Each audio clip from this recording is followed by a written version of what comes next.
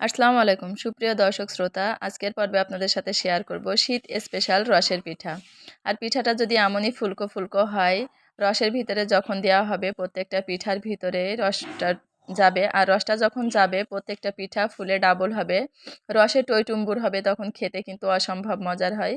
তো আপনারা যদি আমার রেসিপিটা ফলো করে পিঠাটা তৈরি করেন, প্রত্যেকটা পিঠায় এমন সুন্দর হবে, এমনই ফুলকো ফুলকো হবে, প্রত্যেকটা পিঠার ভিতরে ছিদ্রযুক্ত হবে। এই পিঠাটা আমাদের যশোরে খুবই স্পেশাল একটা পিঠা। আপনারা বাসায় অবশ্যই ট্রাই করবেন। চলুন তাহলে আমরা রেসিপিটি শুরু করি। পিঠাটা তৈরি করার জন্য আমি এখানে নিয়েছি খেজুরের রস। রসটা জাল করে এমনই মানে লাল করে আমি ফ্রিজে রেখেছিলাম। ফ্রিজ থেকে বের করে এখন জাল করে নিচ্ছি। তো ততক্ষণ পর্যন্ত জাল করব যতক্ষণ এই রসের ভিতরে বলক না চলে আসছে। আমি হাত দিয়ে মাঝে মাঝে টেস্ট করে দেখছি যে গরম হচ্ছে কিনা। তো এই পর্যায়ে দেখতেই পাচ্ছেন রসে বলক চলে এসছে। এখন আমি দিয়ে দিচ্ছি কুরানো নারকেল। নারকেলটা দেওয়ার পরে দিয়ে দিব এখানে দিয়ে দিচ্ছি আমি ৩ টুকরা এলাচ, সাদা এলাচ আর ৩ টুকরা ডালচিনি। দেওয়ার পরে জাস্ট ফ্লেভারের জন্য। দেওয়ার পরে এটা আমি একটু নাড়াচাড়া করে ঢেকে একপাশে রেখে দিচ্ছি। এখানে পিঠাটা তৈরি করার জন্য কড়াইতে পানি দিয়ে দিচ্ছি। আর পানিটা তো মানে গরম করাটা দেখবেন যে কেমন গরম করলে আপনার পিঠাটা ভালো হবে। এই টিপসটা যদি আপনারা ফলো করেন আপনাদের পিঠাটা অবশ্যই ভালো হবে। আমি একটু কাছ থেকে দেখানোর চেষ্টা করছি। দেখেন, কড়াইতে যখন এমন বাবলস উঠবে, বাবলসটা ফুলে উঠবে না, এই পর্যায়ে আমি চুলাটা অন করে দেবো। আর এটা আমি হাই ফ্লেমে করে নিয়েছি। চুলাটা হাই ফ্লেমে রেখেছিলাম। এখন অফ করে এখন পানিটা নাড়িয়ে দিচ্ছি যাতে পানির ভাবটা একটু চলে যায়। এখানে দিয়ে দিচ্ছি ৩ কাপ আতপ চালের গুঁড়া। আপনারা যে পরিমাণ পিঠা বানাবেন সেই পরিমাণ দিয়ে দিবেন আতপ চালের গুঁড়া। এখন অল্প অল্প পানি দিব আর এই গুঁড়াটা মাখিয়ে নিব। তো দেখতেই পাচ্ছেন, আর পানিটা একটু সাবধানে দিবেন যেহেতু পানিটা গরম আছে, হাতে তাপ লাগতে পারে, এই জন্য অল্প অল্প করে দিবেন আর মাখাবেন। আর এভাবে না দিয়েও যদি এমনিতেও করেন সেটাও কিন্তু পিঠা হবে। পিঠাটা তৈরি করার মূল একটা উপায় হচ্ছে আপনি পানিটা কেমনভাবে গরম করবেন। পানিটা যদি ঠিকঠাক গরম করা হয় আপনার পিঠাটা অবশ্যই হবে। তো আজকে আমি এভাবে দেখাচ্ছি, অন্য একদিন আরও সাধারণভাবে দেখাবো যে পিঠা হয় কিনা। পিঠাটা হবে ইনশাল্লাহ। তো আজকে আমি যেভাবে দেখাচ্ছি এভাবে আপনারা ট্রাই করবেন, দেখবেন পিঠাটা হবে। তো এভাবেই গুলাতে গুলাতে একসময় দেখব যে এটা সম্পূর্ণভাবে গুলানো হয়ে গেছে। কিছুটা পাতলা বা কিছুটা ঘন এরকম। মানে খুব বেশি পাতলাও না বা খুব বেশি ঘনও না। আমার মনে হচ্ছে পানি একটু কম আছে, এজন্য আমি আবারও পানি দিয়ে দিয়েছি। দিয়ে এটা নাড়িয়ে নিচ্ছি। তো যারা আমার ভিডিওটি দেখছেন যদি ভালো লাগে অবশ্যই লাইক, কমেন্ট, শেয়ার করবেন। আর কারো যদি একটু হলেও উপকারে আসে অবশ্যই চ্যানেলটি সাবস্ক্রাইব করে আমাদের পাশেই থাকবেন।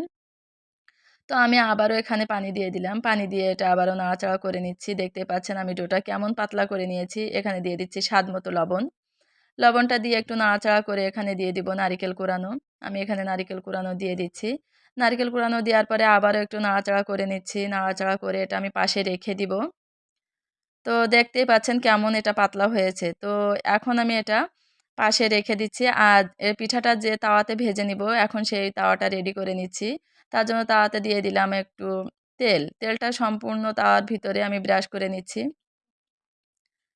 ব্রাশ করে চুলাটা অন করে দিব। আর আমার এখানে তাওয়াটা একটু বেশি গরম হয়ে গেছিলো। আপনারা একটু কম গরম করে এখানে দিবেন। তো বেশি গরম হওয়াতে এখানে একটু আগুনও উঠে গেছিলো। তো তাতে কোনো সমস্যা আমার হয়নি। আর এতে এরকম হবেও না কোনো সমস্যা। যারা ভয় পান অবশ্যই একটু কম গরম করে নিবেন। তো আমার এখানে কিন্তু তাওয়াটা গরম হয়ে গেছে। এখন দিয়ে দিচ্ছি পানি। এই যে দেখতে পাচ্ছেন যখন ধোঁয়া উঠবে আমি তখন দিয়ে দিচ্ছি পানি। তো পানিটা দেওয়ার পরে আমি এটা মুছে নিচ্ছি একটা পরিষ্কার কাপড় দিয়ে। অবশ্যই মোটা কাপড় দিয়ে মুছবেন, না হলে হাতে তাপ লাগতে পারে। এখন দিয়ে দিচ্ছি আমার সেই আটা গুলিয়ে রাখাটা। তো গুলাটা যখন দিচ্ছি, দেওয়ার পরে আমি এটা ঢেকে দিব। তো ঢাকনাটা এখন উঠিয়ে দেখাচ্ছি। এভাবেই আমি ৭-৮ মিনিট মানে জাল করে নিয়েছি। আর দেখতেই পাচ্ছেন আলহামদুলিল্লাহ পিঠাগুলো কিন্তু খুবই সুন্দর হয়েছে।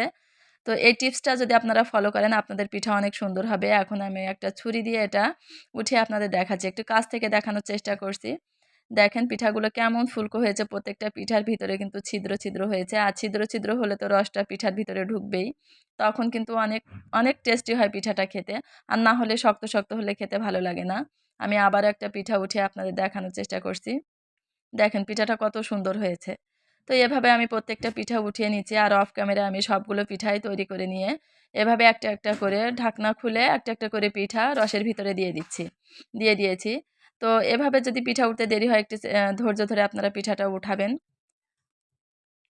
আর আমি কিভাবে পিঠাটা রসে দিচ্ছি আপনারা দেখতেই পাচ্ছেন। আমি একটা দিচ্ছি আবার ঢাকনাটা ঢেকে রাখছি। এভাবেই দিবেন, তাহলে রসের যে গরমটা ওটা বেরিয়ে আসবে না আর পিঠাগুলোর ভিতরে সুন্দরভাবে রসটা যাবে। তো আমার সবগুলো পিঠাই অফ ক্যামেরায় বানানো হয়ে গেছে। আমি এক খোলা পিঠা আপনাদের জন্য রসে না দিয়ে বাইরে রেখেছিলাম যে আপনাদের ভেঙে দেখাবো যে পিঠার ভিতরে ছিদ্র হয়েছে কিনা, আপু ভেঙে দেখালেন না কেউ যদি বলেন। এইজন্যই আরকি। তো দেখেন প্রত্যেকটা পিঠার ভিতরে ছিদ্র হয়েছে কিন্তু। এইজন্য কিন্তু প্রত্যেকটা পিঠার ভিতরে রস যাবে। আমি প্রতিটা পিঠাই আপনাদের ভেঙে দেখাচ্ছি, দেখেন। এই যে দেখেন কি সুন্দরভাবে এটা ছিদ্র হয়েছে আর উপরে কিন্তু বেশ সুন্দর ফুলকা হয়েছে আরকি। তো যারা আমার ভিডিওটি দেখছেন সবাই আমার জন্য দোয়া করবেন, আমার পরিবারের জন্য দোয়া করবেন। আমি আপনাদের সবার জন্য দোয়া করি। আল্লাহ আমাদের সবাইকে ভালো রাখুক। আর রসটা যখন এই পর্যায়ে এসেছে আমি কিন্তু এখানে আর পিঠা দেইনি। এইভাবে এরকম পরিমাণে রস রেখে আমি পিঠাটা দিয়ে দিয়েছি। এখন আমি নারিকেল যেটুকু ছিল বাকিটুকু দিয়ে দিব। দিয়ে এটা ঢেকে রাখবো ৩ ঘন্টার জন্য। ৩ ঘন্টা পরে এটা খাওয়ার জন্য একেবারে পারফেক্ট হবে। প্রত্যেকটা পিঠা ফুলে ডাবল হবে। তো দেখতেই পাচ্ছেন আমি সবগুলো নারকেল দিয়ে দিয়েছি। তো আমি আবারও বলছি সবাই আমার জন্য দোয়া করবেন। আজকে এই পর্যন্ত। আল্লাহ আমাদের সবাইকে ভালো রাখুক। আল্লাহ হাফেজ।